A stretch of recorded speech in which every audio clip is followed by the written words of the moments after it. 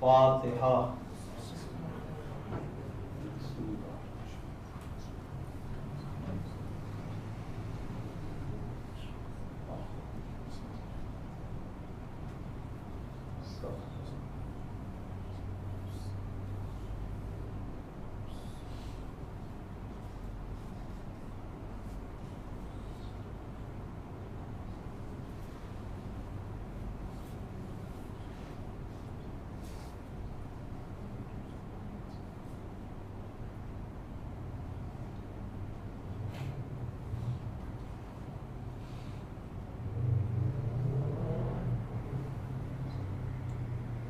صلوات پڑھیے ان کے اللہم صلی علی محمد وعلی محمد وعجل فرجہم. اعوذ باللہ من الشیطان الرجیم. بسم اللہ الرحمن الرحیم. الحمد للہ رب العالمین. الحمد للہ الملک الحق المبین. والعاقبۃ للمتقین والجنۃ للموحدین والنار للملحدین. والصلاۃ والسلام والتحیۃ والاکرام علی سید الانبیاء والمرسلین ابی القاسم محمد.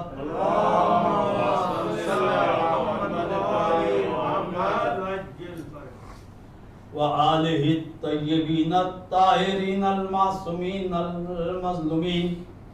ولعنۃ اللہ علی اعدائہم اجمعین. اما بعد فقد قال اللہ تبارک و تعالی فی محکم کتابہ المجید وفرقانہ الحمید وقولہ الحق وهو أصدق الصادقين. بسم الله الرحمن الرحيم. إنما يريد الله ليذهب عنكم الرجس أهل البيت ويطهركم تطهيرا.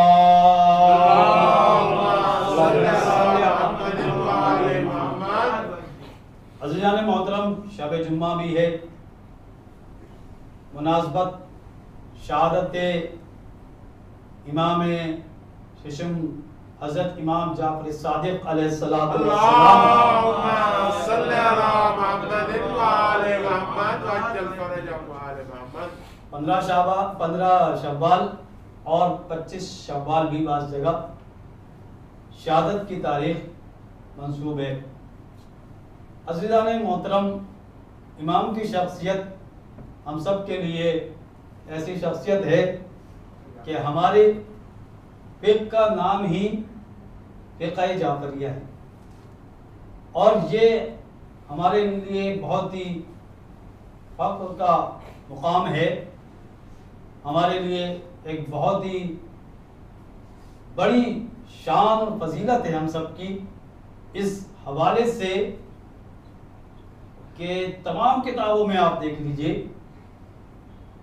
5 فقہ بڑی مشہور ہیں: فقہ حنفی، فقہ مالکی، فقہ شافعی اور فقہ حنبلی، اور اس کے بعد فقہ جعفریہ، یہ جسے ہم فقہ جعفری بھی کہتے ہیں.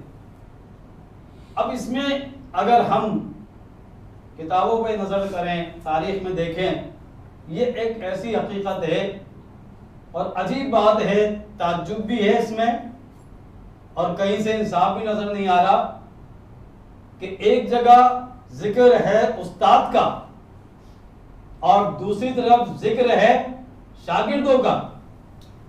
اب عقل کا تقاضا بھی یہی ہے، انصاف بھی یہی ہے کہ جب علم کی بات آئے گی تو استاد سے پوچھا جائے گا، شاگرد سے نہیں پوچھا جائے گا. امام ابو حنیفہ بھی شاگرد ہیں تمام سنی شیعہ کتابوں، اور امام مالک بھی چھٹے امام کے شاگرد، بے شک شافعی اور حنبلی امام کے شاگردوں کے شاگرد، سبحان اللہ، واہ، چاروں امام مسلمانوں کے شاگرد ہیں امام جعفر صادق علیہ السلام کے۔ صلوات پڑھی مل گئے۔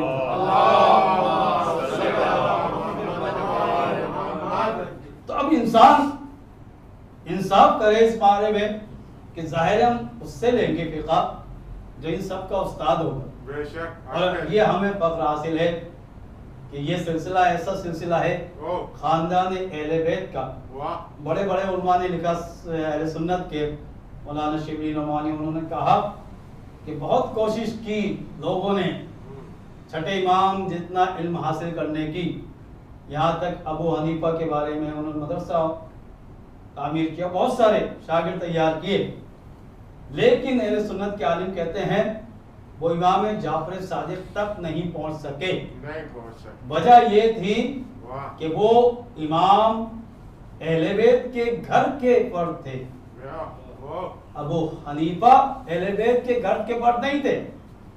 تو میں کہوں گا یہی قانون وہاں بھی جاری ہونا چاہیے کہ اگر کوئی حدیث ہمارے سامنے آئے تو ہم گھر والوں کو نہیں بتائیں گے، گھر والے ہمیں بتائیں گے کہ اللہ کے رسول نے کیا فرمایا، سبحان اللہ، واہ، چاہے وہ فدق کا معاملہ ہو چاہے ابو حنیفہ کا معاملہ ہو۔ صلوات پڑھیں مل کے محمد و آل محمد۔ اور یہ عزیزان محترم، ایک تو یہ بات کہ ظاہر شاگرد اور استاد کی بات آئے گی تو استاد کی بات معلوم کی جائے گی، استاد سے معلوم کیا جائے گا۔ اور دوسری ایک اہم بات یہ کہ ایک شخص ہے وہ کہتا ہے لولا سنتان لہلک نعمان، ابو حنیفہ کا قول ہے، تمام سنی شیعہ کتاب کہ اگر امام کی خدمت میں 2 سال زانو ادب زانو تلمذ طے نہیں کرتا، امام کی شاگردی حاصل نہیں کرتا تو میں ہلاک ہو جاتا۔ تو یہاں بھی ایک بات سمجھ میں آتی ہے، ایک طرف ہے ہلاک ہونے والا اور دوسری ہستی وہ ہے جو ہلاکت سے بچانے والی ہے۔ بے شک، واہ، تو ہلاک ہونے والوں کے ساتھ ہوں گے یا نجات دینے والوں کے ساتھ ہوں گے؟ تو ہمیشہ عقل کا تقاضا یہ ہے جو ہلاکتوں سے بچائے، چاہے وقت کا امام ہو اس کو ہلاکت سے بچائے یا وقت کا حاکم ہو اسے بھی اگر کوئی ہلاکت سے بچاتا ہے تو ہم نجات والوں کے ساتھ ہوں گے، ہلاک ہونے والوں کے ساتھ نہیں آؤں گے، یہ تقاضا عقل اور شعور ہے کہ کوئی بھی انسان ہمیشہ افضل ترین اور خصوصاً دین کے راستے میں افضل ترین راستے کو حاصل کرتا ہے۔ صلوات پڑھیے مل کر محمد یہ ہے خصوصیت امام جعفر صادق علیہ السلام کی۔ ایسی خصوصیت کسی مسلمانوں کے امام کو حاصل نہیں جو ہمارے 4 معصومین کو فضیلت حاصل ہے۔ تمام شیعہ سنی کتابیں دیکھ لیں آپ، ہر کتاب میں ان کی فضیلتوں کا تذکرہ ہے، اور یہی وجہ ہے کہ ہم سر اٹھا کے کہہ سکتے ہیں، تمام لوگوں کو بتا سکتے ہیں کہ ہم ان ہستیوں کو مانتے ہیں کہ جن ہستیوں کا سلسلہ ایسا سلسلہ ہے کہ انہیں کسی دنیا کے استاد نے نہیں پڑھایا، وہ اللہ کی بارگاہ سے علم لدنی لے کر آئے، سبحان اللہ، علم لدنی کے مالک ہے۔ ظاہر ہے جو جہاں پہ پڑھتا ہے وہ کتنا ہی بڑا عالم ہو جائے، کتنے بڑے مرتبے پہ فائز ہو جائے، امام معصوم نہیں ہو سکتا۔ عزیزان محترم، یہی امام کی اگر آپ شخصیت دیکھیں کسی بھی موضوع میں کتنے ہی علوم آپ سے لوگوں نے حاصل کیے۔ یہاں تک ایک روم سے ایک عیسائی آتا ہے آپ کی خدمت میں، اب دیکھیے کتنا بڑا وہ بابی عیسائی امام کی خدمت میں آتا ہے، زانو ادب کو طے کر کے شاگردی امام کی حاصل کرتا ہے، اسلام سے مشرف ہوتا ہے، اور وہ اس وقت عالم اسلام کا سب سے بڑا حافظ ہے حدیثوں کا، 30,000 سے زیادہ حدیثیں اس نے یاد کی۔ زرار ابن آیون روم سے آئے، عیسائی تھے، مسلمان ہوئے، امام کی خدمت میں آئے، اور اس کے بعد ایسے امام کے شاگرد اور صحابی بنے کہ امام نے فرمایا کہ اگر زرارہ نہیں ہوتا تو فقہ کا دروازہ بند ہو جاتا ہمارے.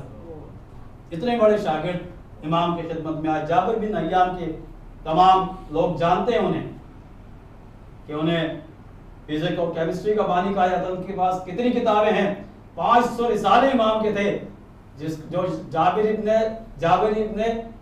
بن حیان تک پہنچے. جابر کے ہی نام ہے، جابر بن حیان ہے، جابر جعفری ہے، جابر بن انصاری ہے. تو جابر بن حیان ان کو خاص تعلیم دی امام نے جو آج بھی پوری دنیا میں مشہور ہے. اسی طرح جابر جوفی ہیں، انہوں نے 30,000 امام سے حدیثیں حاصل کی.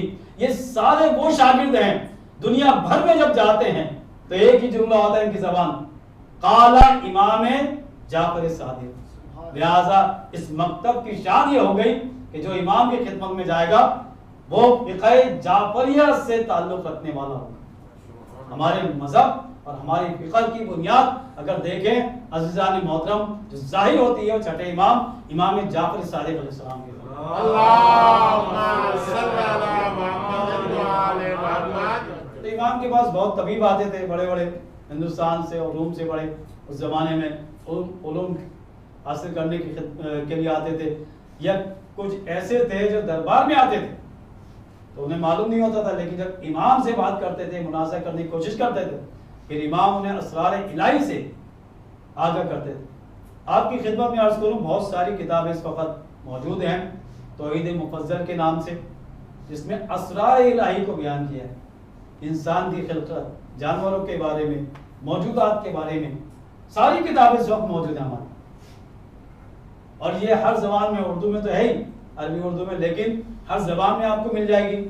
توحید مفضل جس نے پڑھ لی وہ اللہ کی ایسی معرفت حاصل کرتا ہے عزیزان محترم، اس کی مثال دنیا میں نہیں ملتی جتنی امام نے اس توحید مفضل کے اندر ایک طویل حدیث ہے جس میں پورے انسان کے اعضاء کے بارے میں سوال کیا گیا ہے، یہاں تک کہ رطوبتیں جو انسان کے ناک سے، آنکھ سے، کان سے، اس سب کے بارے میں سوال کیا.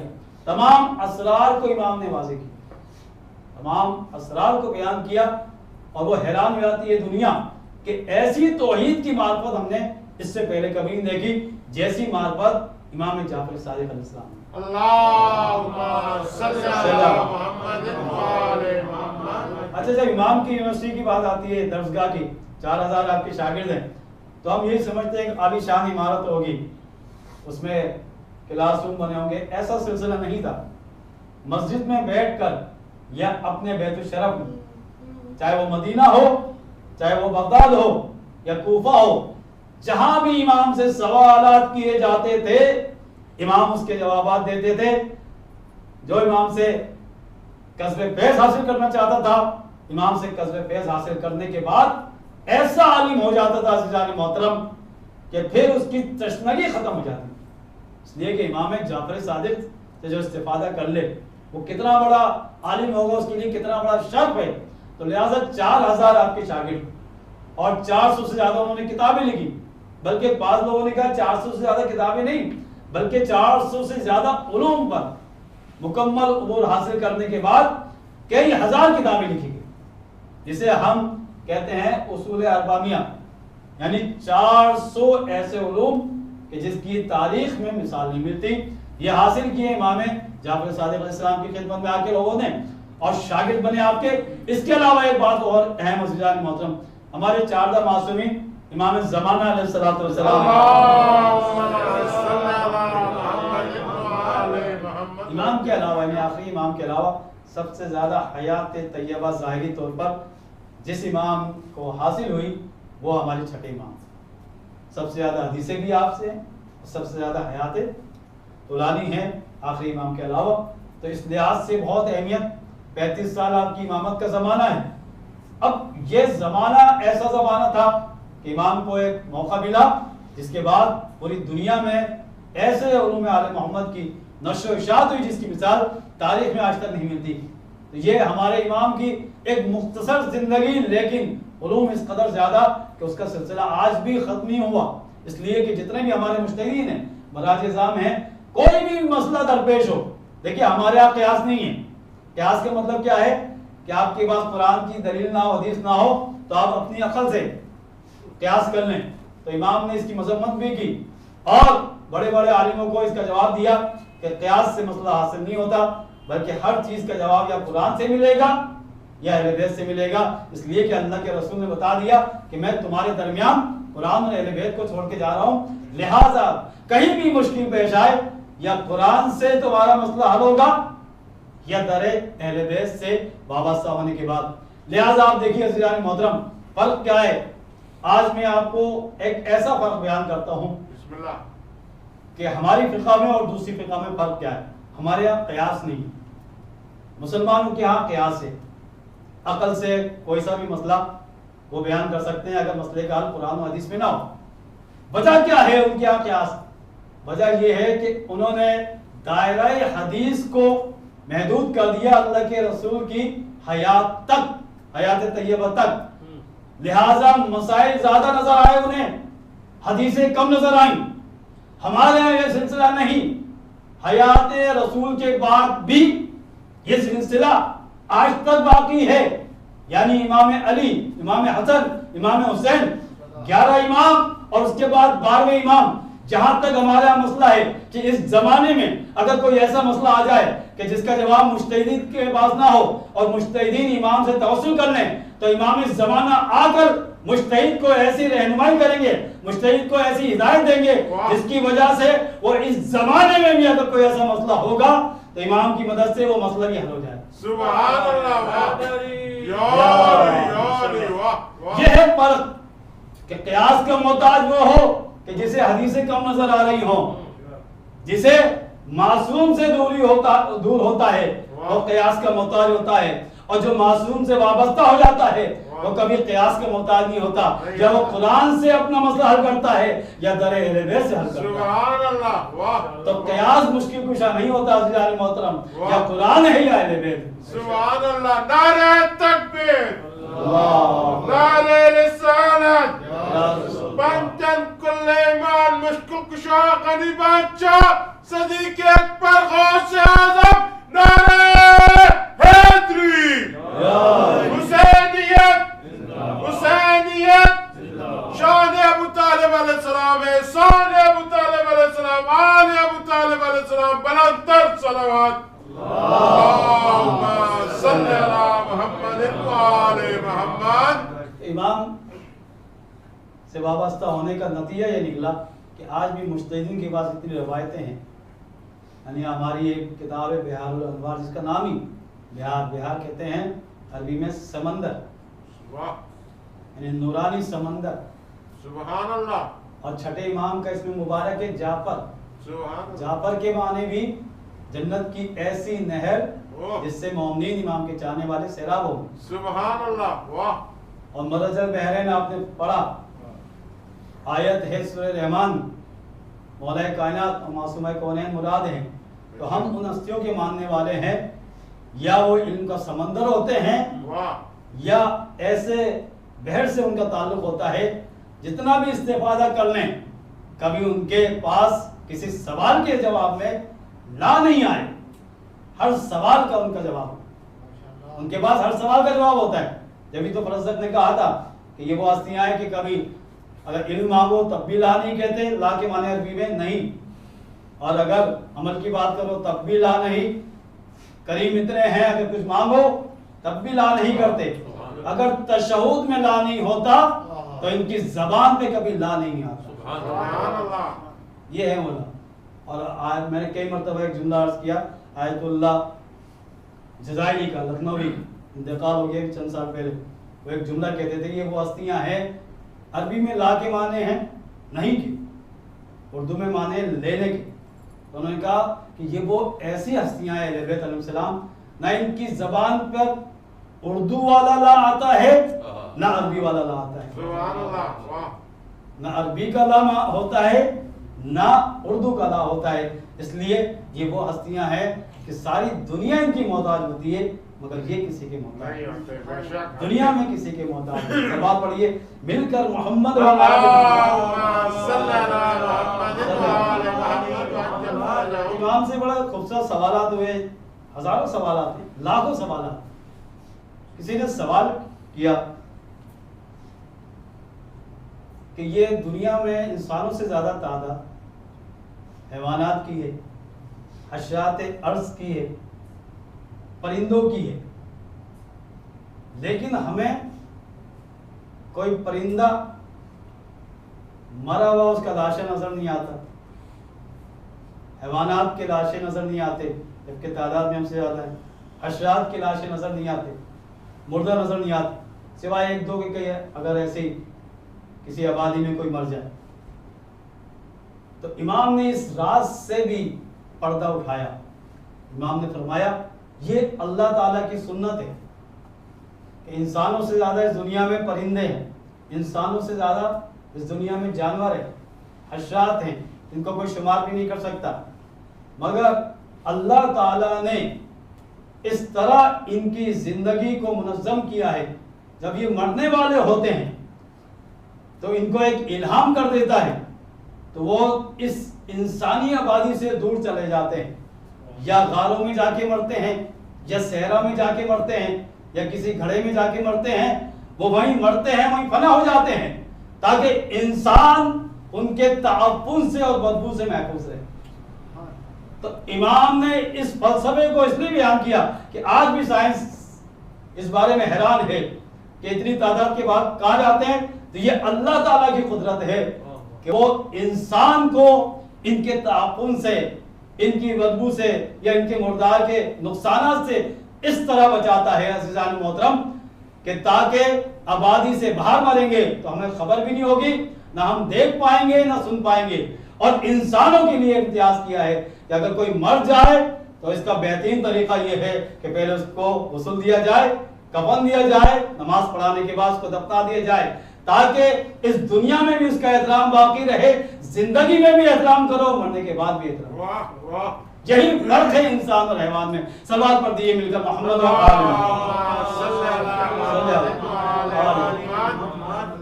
امام نے ایک جملہ کہا اپنے چاہنے والوں سے، کہا ہمارا شیعہ جب تک نہیں ہو سکتا کوئی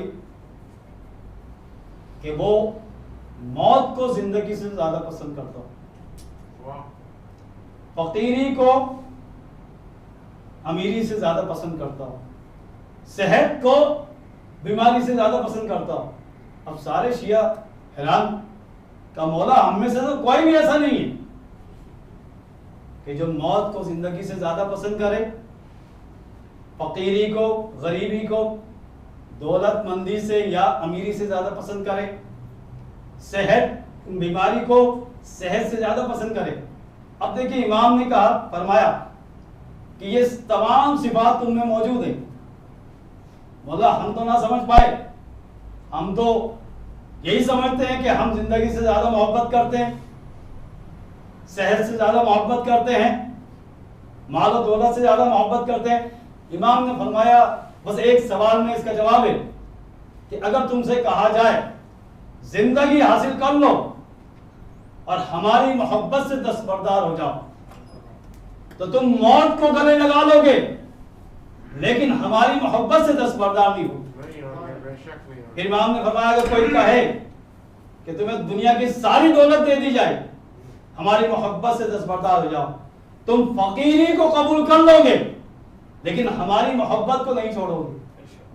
پھر کہا کہ تمہیں ایسی صحت دے دی جاتی ہے لیکن شرط یہ ہوگی کہ ہماری محبت چھوڑ دو تو تم بیماری کو اپنا لو گے لیکن ہماری محبت کو نہیں چھوڑو گے۔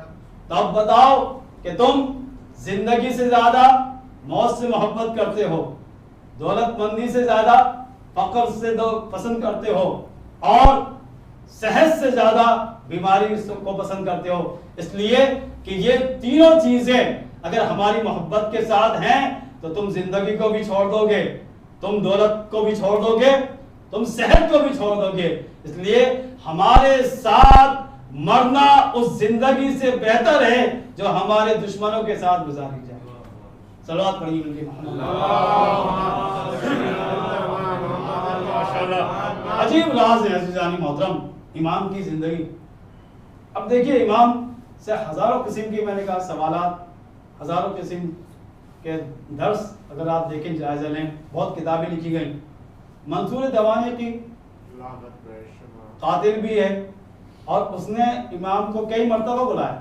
خود اس کا دارالخلافہ جسے ہم کہتے ہیں کیپٹل وہ بغداد میں تھا. امام کی زندگی مدینے میں, مدینے سے بلاتا تھا مسلسل. ایک مرتبہ بلایا, دیکھا کہ ایک مکھی تھی تو منصور دوانیقی کو پریشان کر رہی تھی. اس نے امام سے کہا کہ اللہ تعالیٰ نے اس مکھی کو کیوں پیدا کیا؟ امام نے کیا خوبصورت جواب دیا, پھر بدی. امام نے فرمایا اس لیے کہ تاکہ ظالم بادشاہ کو طاقت کے عالم میں ذلیل کرے, ظالموں کو ذلیل کرنے کے لیے. بس جواب پہنچ گیا, وہ سمجھ گیا کہ اس وقت یہ مجھے پریشان کر رہی ہے, ذلیل کر رہی ہے, تو میں بادشاہ ہوں وقت کا, لیکن اللہ تعالیٰ بادشاہ کو بھی اگر چاہے تو ایک معمولی سے مکھی کے ذریعے ذلیل کروا سکتا ہے. بس امام نے وہاں فلسفہ بیان کیا اور اس مکھی کی تخلیق کو بیان کر کے بتایا کہ دیکھو یہ اتنی سی مکھی ہے. پھر اس نے بہت سارے سوالات کیے امام سے.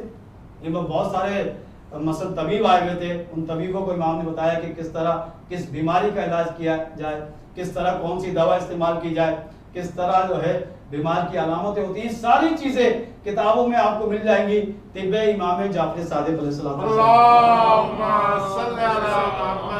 صلی علی محمد. اب دیکھیے امام سے جہاں کہیں بھی کوئی سوال کرتا تھا تو امام اس کا جواب دیتے تھے. جس آیت کو میں نے سرنامہ کلام قرار دیا ہے, بڑی مشہور و معروف آیت ہے, سورہ احزاب کی 33ویں آیت, آیت تطہیر. اب ایک چاہنے والے نے بڑا عجیب سوال کیا عزیزان محترم, اور یہ سوال ہر ایک کے ذہن میں ہوگا.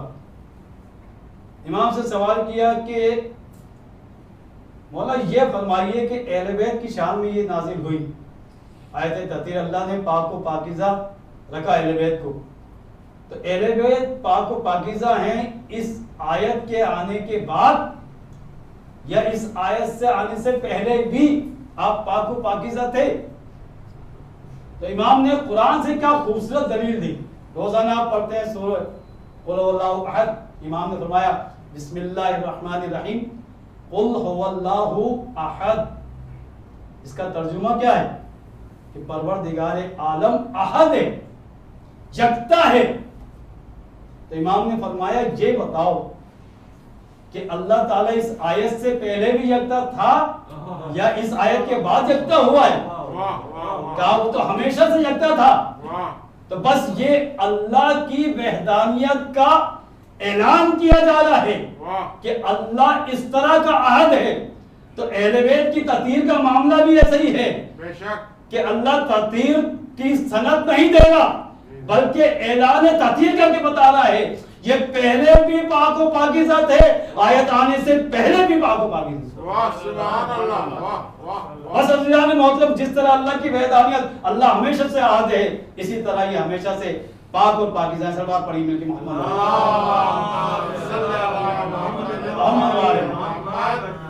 عجیب شان ہے امام کی کہ کس انداز میں اپنے چاہنے والوں کو سمجھایا. ایک مرتبہ اپنے چاہنے والوں سے امام نے سوال کیا کہ یہ بتاؤ کہ شیعہ جسے کہتے ہیں ہم یا امام کے چاہنے والے, ان کو لوگ کیا کہتے ہیں مخالفین؟ تو امام کی خدمت میں لوگوں نے کہا لوگ تو ہمیں کافر سمجھتے ہیں مولا. تو امام نے پھر ایک خوبصورت آیت پڑھی سورہ 7 کی آیت کے نشانے 62. اس میں امام نے فرمایا کہ روز قیامت عجیب منظر ہوگا. عجیب منظر ہوگا اس لیے کہ بہت سے لوگ اس دنیا میں ایک دوسرے کو کافر کہتے ہیں. تو اگر کوئی ہمارے چاہنے والے کو کافر کہتا ہے, امام نے فرمایا تو روز قیامت وقالو ما لنا لا نرى رجالا كنا نعدهم من الاشرار. وہ لوگ کہاں گئے؟ جہنم والے کہیں گے کہ وہ لوگ کہاں گئے کہ جن کو ہم دنیا میں بہت برا کہتے تھے یعنی کافر کہتے تھے, وہ تو نظر ہی نہیں آ رہے. امام فرمائیں گے جہنم میں جا کے انہیں پتہ چلے گا کہ جن کو ہم کافر کہتے تھے وہ تو امام کی برکت سے جنت میں داخل ہو. سبحان اللہ. واہ واہ. امام نے کہا تمہیں روز قیامت بھی ڈھونڈیں گے وہ جہنم میں جا کے کہ وہ لوگ کہاں چلے گا جنہیں ہم کافر کہتے تھے, جنہیں ہم برا کہتے تھے. صلوات پڑھ دیجئے مل کے محمد وال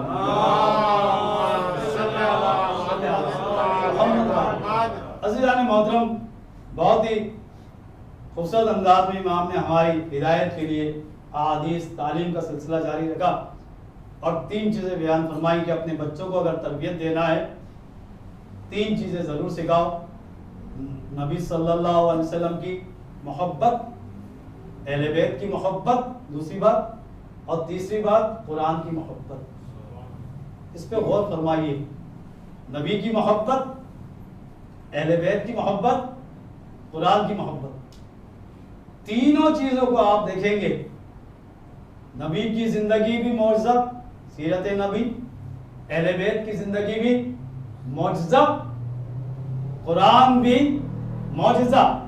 بس 3 ایسے معجزے ہیں یہ، اگر ان سے محبت کرنا آ گئی تو تمہاری زندگی بھی معجزہ نما ہو جائے گی. یعنی تمہارا عمل بھی بہتر ہو جائے گا، تمہاری اصلاح بھی ہو جائے گی، دنیا میں بھی کامیابی، آخرت میں بھی کامیابی. صلوات پڑھ دیجیے مل کے محمد والے. خوبصورت زندگی امام کہ اگر تم چاہتے ہو اپنے بچوں کو بہترین انداز میں تربیت کرو تو 3 باتیں ضرور سکھاؤ، پھر تمہارے بچے کبھی گمراہ نہیں ہوں گے. قرآن سے محبت، اہل بیت سے محبت اور نبی پاک کی پوری سیرت اگر انسان سمجھ لے تو یقیناً امام کا چاہنے والا ایسا امام، چھٹا امام جن کے شاگرد اتنے، ہر جگہ سوالات، ہر جگہ امام کے جوابات، اور پوری دنیا میں یہ بات آج بھی روز روشن کی طرح معلوم ہے. ایسی ہستی کسی زمانے میں نہیں گزری کہ جس نے ایسی تعلیم دی ہو، ایسے شاگرد تیار کیے ہوں، ایسے اصحاب تیار کیے ہوں جیسے ہمارے چھٹے امام نے تیار کیے. کہ ہر جگہ آپ کے چاہنے والے نظر آئیں گے، پوری دنیا میں آثار نظر آئیں گے، کتابوں کی شکل میں، تحریر کی شکل میں، یہاں تک کہ آج علماء جو استفادہ کر رہے ہیں وہ صدقہ ہے چھٹے امام کی حدیثوں کا، کہ جس کی وجہ سے آج ہم گمراہی سے محفوظ ہیں، آج ہم پریشانیوں سے محفوظ. ہر سوال کا جواب ہے، ہر مسئلے کا حل اور جواب چھٹے امام کی وجہ سے ہے کہ آج ایسی تعلیم دی آپ نے کہ اب دنیا جتنی بھی ترقی کر لے وہ صدقہ ہے امام جعفر صادق. چاہے وہ دنیا کا علم ہو یا دین کا علم. علم 2 قسم کے ہوتے ہیں، یا ایک کا تعلق روح سے ہوتا ہے، ایک کا جسم سے ہوتا ہے. دونوں علوم کے ماہرین اگر نظر آئیں گے تو سب کے سب وہ شاگرد ہیں امام جعفر صادق. ہر علم کے بانی چھٹے امام جعفر صادق علیہ السلام. 400 علوم سے کوئی چیز باہر نہیں ہے. عزیزان محترم آپ جا کے تحقیق کر لیں، ہر علم کی بنیاد چھٹے امام جعفر صادق. صلوات پڑھیے میرے گھر.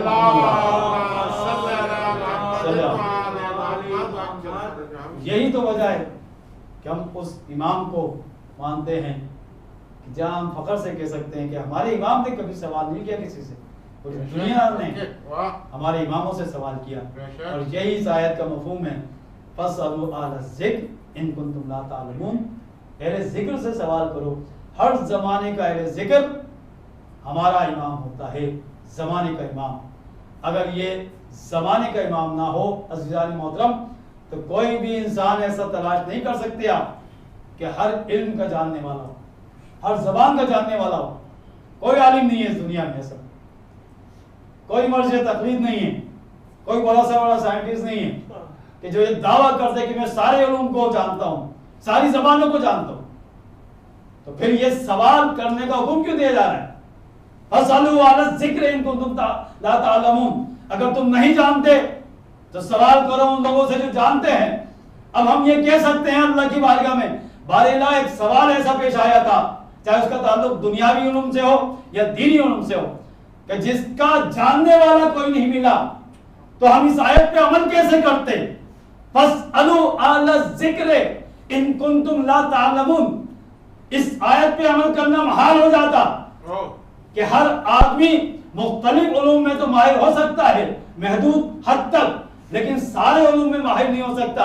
تو کوئی ایسا ہونا چاہیے کہ جو وہاں سے سارے علوم لے کر آئے تو ہر زمانے میں یا نبی کی شکل میں یا رسول کی شکل میں یا امام کی شکل میں حجت خدا ہوتا ہے. اس زمانے کا حجت خدا امام زمانہ علیہ الصلوۃ والسلام. اللہم صلی علی محمد وعلی محمد. ورنہ یہ قرآن کی آیت بے معنی ہو جائے کہ پروردگار عالم تو نے حکم دیا تھا کہ اہل علم سے معلوم کرو. اہل علم کے پاس جاتے ہیں تو بہت سے سوالات کے جوابات نہیں ہوتے. تو ہمارا کوئی امام ایسا نہیں ملے گا کہ جس سے کسی نے کوئی سوال کیا ہو اور اس نے کہا ہو کہ مجھے نہیں معلوم. نہیں عزیزان محترم، یہ بہت راسخون فی العلم ہے، یہ قرآن کو بھی جانتے ہیں، حدیث کو بھی جانتے ہیں، اسرار الہی کو جاننے والی ہستیاں. چھٹے امام کی اگر آپ پوری زندگی کو دیکھیں تو منصور دوانقی نے کئی مرتبہ آپ کو قتل کرنے کی کوشش کی، یہاں تک کہ اس نے ایک منصوبہ بنایا تھا کہ اس زمانے میں بھی عجیب و غریب منصوبے بیان کیے. اس نے جس کو بھی تیار کیا کہ امام کو قتل کرو، امام کی شخصیت کو دیکھ کر وہ امام کے قدموں میں گر جاتا تھا. امام کی شخصیت کو دیکھ کر امام کے قدموں میں گر جاتا تھا. آتا تھا قتل کرنے کے ارادے سے، لیکن امام کو دیکھ کر امام کے قدموں میں گر جاتا. اس نے ایک منصوبہ تیار کیا. حبشی لوگ جو جنگلوں میں رہتے تھے ان کو بلاؤ، بس ان کا کام کیا ہوتا ہے؟ تلوار چلانا، وہ کسی کو نہیں پہچانتے. بغداد میں بلایا. بغداد میں بلانے کے بعد 100 افراد حبشی جو کسی کو بھی نہیں جانتے، 100 افراد دربار میں ہیں، ان کو تربیت دی کہ ایک شخص آئے گا اس کو قتل کر دو. اب وہ 100 کے 100 حبشی ہیں، وہ نہیں جانتے یہاں پہ کون رہتا ہے، کس کا کیا نام ہے.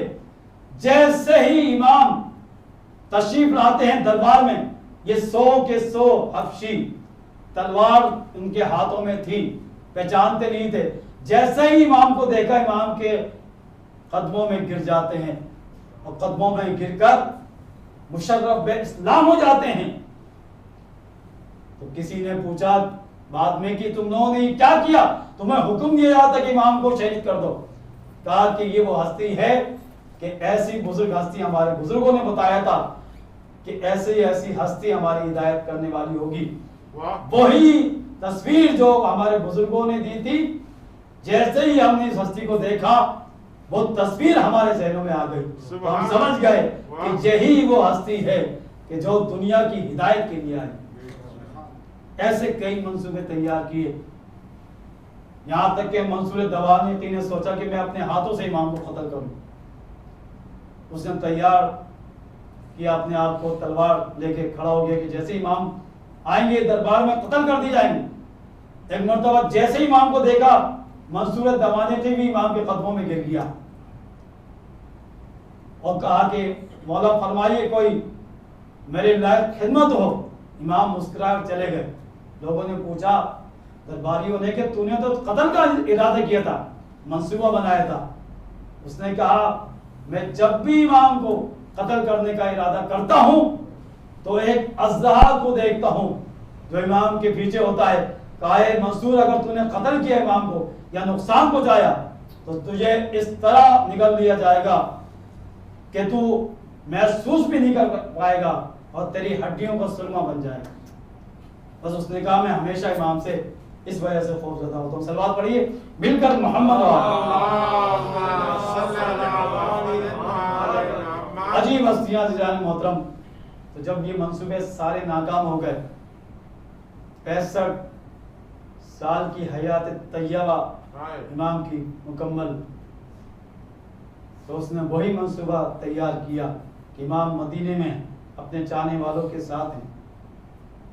اس نے کسی طرح مدینے کے حاکم کے ذریعے کچھ انگوروں کے اندر زہر آلودہ کرنے کے بعد اس انگوروں کو امام کی خدمت میں پہنچایا. بس وہاں سے آغاز ہوا کہ وہ امام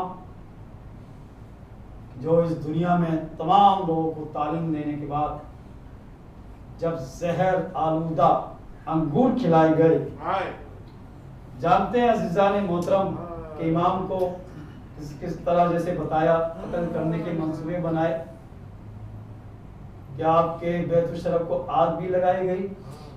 تو امام نے اس وقت ایک معجزہ ظاہر کیا.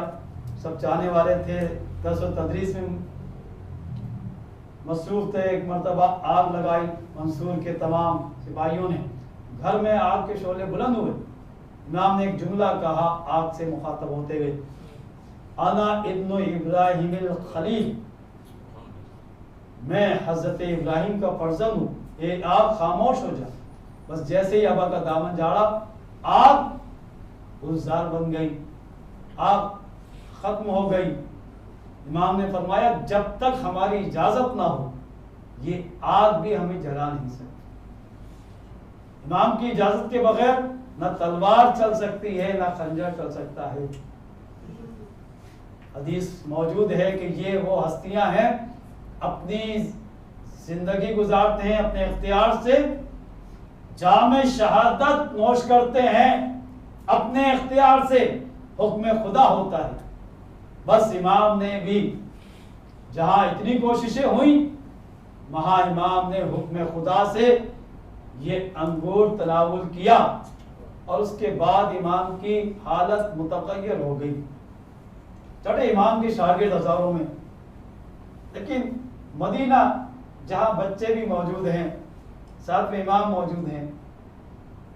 امام کے بارے میں کہا جاتا ہے کہ آپ کی 2 بیٹیاں تھیں، جب اپنے بابا کو دیکھا کہ زہر کی تکلیف سے تڑپ رہے ہیں، تو ماں بیٹیاں باپ سے کس طرح محبت کرتی ہیں، 2 بیٹیاں بےتاب ہو جاتی ہیں، تڑپ تڑپ کے روتی ہیں اور اپنے بھائی امام موسیٰ کاظم سے کہتی ہیں کہ کسی طرح کوئی طبیب کو لے آؤ کہ تاکہ ہمارے بابا کی یہ تکلیف صحیح ہو جائے۔ بس عزیزوں وہ تڑپ رہی ہیں، لیکن امام جانتے ہیں کہ یہ حکم خدا ہے۔ راز امامت کو حوالے کیا امام ہفتم امام موسیٰ کاظم کے۔ اب امام کی بیٹیاں تڑپ رہی ہیں، امام نے اپنی بیٹیوں کو سینے سے لگایا اور سینے سے لگانے کے بعد انا للہ و انا الیہ راجعون کہا۔ میں کہوں گا یہاں امام کی دونوں بیٹیاں یقیناً تڑپ رہی تھی، صرف زہر کا یہ تکلیف دیکھی تھی، لیکن کربلا میں زینب و ام کلثوم نے اپنے بھائی حسین کا گلا کٹتے ہوئے دیکھا، سکینہ نے اپنے بابا کا سر نوکے نیزہ پر بلند دیکھا، لیکن وہاں کوئی تسلی دینے والا نہیں، ارے کوئی سینے سے لگانے والا نہیں، یا تماچے ہیں سکینہ کے، ارے یا تبدیل میں شمر کے تازیانے ہیں، اجرکم اللہ۔ بس امام جعفر صادق جب اس دنیا سے جاتے ہیں، 4000 تو آپ کے شاگرد ہیں، مدینے میں چاہنے والے ہیں، کس شان سے آپ کا جنازہ اٹھا ہوگا، ہر جگہ سے آوازیں آ رہی تھی وا جعفرہ وا جعفرہ، ارے ہر جگہ چاہنے والے تھے، چھٹے امام ہے، کتنے لوگوں کی تربیت کی ہے، لیکن کربلا میں وہ غریب الوطن حسین اس کا لاشا پڑا رہا، ارے پامال ہو گیا، لیکن سید سجاد کو اجازت نہ دی کہ اپنے بابا کو غسل دے سکے، اجرکم اللہ۔ لیکن آج کربلا میں مزار تعمیر ہو گیا، لیکن آج امام جعفر صادق کی قبر ارے جنت البقیع میں اسی طرح ویران ہے۔ ہائے وہ امام کہ جس کے شاگردوں کے مزارات بنے، لیکن امام کی مظلومیت دیکھیے، آج بھی قبر اسی طرح ویران ہے، اجرکم اللہ۔ لیکن یہ وہ ہستیاں ہیں کہ جن کا اثر، جن کی فضیلتیں دلوں میں، جن کے کمالات، جن کا ذکر دلوں میں ہوتا ہے، مومن ہر جگہ مجلسیں کرتا ہے، ذکر امام کرتا ہے۔ امام نے جملہ کہا تھا، چھٹے امام نے، رحم اللہ عبدن آیا امرنا، اس بندے پر اللہ رحم فرمائے، اس بندے پر جو ہمارا ذکر کرتا ہے۔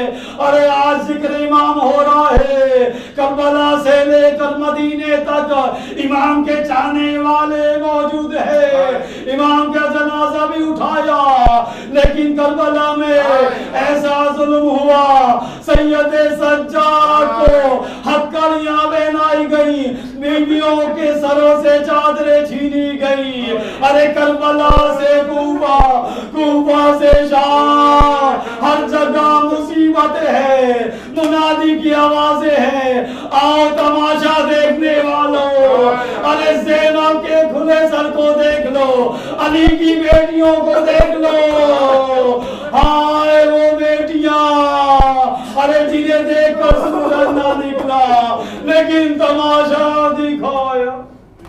الا لعنت اللہ علی القوم الظالمین وسيعلم الذين ظلموا أي منقلب ينقلبون.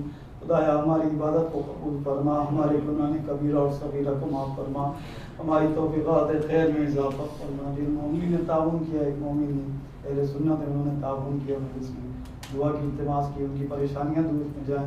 جتنے مومن یہاں بیٹھے ہیں ان کی تمام پریشانیوں کا خاتمہ فرما، بیماروں کو شفا کاملہ اور عاجلہ عطا فرما. جو کرونا جیسی مولی بیماری کی وجہ سے بیمار ہیں سب محمد آل محمد کا تو یہ واسطہ، امام جعفر صادق کا واسطہ، مظلومیت کا واسطہ، امام کی شہادت کا واسطہ، ان تمام مومن جو بیمار ہیں شفا کاملہ اور عاجلہ عطا فرما. ہم سب کو اس بیماری سے اور قسم کی بیماریوں سے بلاؤں سے محفوظ فرما، اس بیماری کا خاتمہ فرما، ہماری توفیقات خیر میں اضافہ فرما. شب جمعہ ہمارے گناہ کبیر اور صغیرہ کو معاف فرما، ہمارے مظلومین کی مغفرت فرما، مومنین کی جان و مال عزت و آبرو کی حفاظت فرما، دشمنوں کو دہشت گردوں کو نیست نابود فرما. امام کے ظہور میں تعجیل فرما. جتنے مومن یہاں بیٹھے ہیں اور جتنے ہماری دعائیں ان سب کو اپنی بارگاہ میں محمد آل محمد کے صدقے میں مستجاب فرما. ربنا تقبل